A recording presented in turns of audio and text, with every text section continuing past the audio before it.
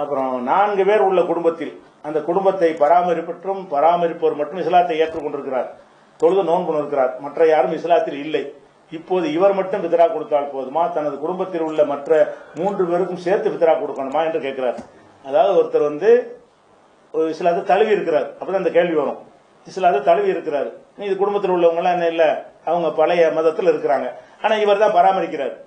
இவருடைய பராமரிப்பில் தாய் இருக்கிறாங்க, தந்தை இருக்கிறாங்க, அக்காவோ தங்கச்சி அண்ணன் தம்பி யாரோ இருக்கிறாங்க. அவ 10 பேரை பராமரிக்கிறார், ஆனா முஸ்லீம் இவர் மட்டும் தான் இருக்கிறார்.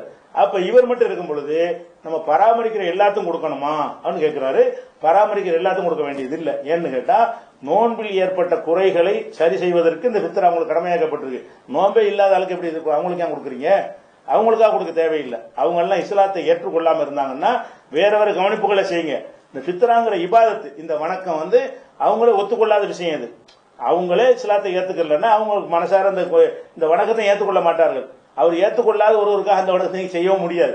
அதனால ஃபித்ரா என்பது இஸ்லாத்தை ஏற்றுக்கொண்டவர்கள் சார்பா நீங்க கொடுங்க. ஃபித்ராவை வாங்குறவர் முஸ்லீம்களா இருந்தா பரவாயில்ல.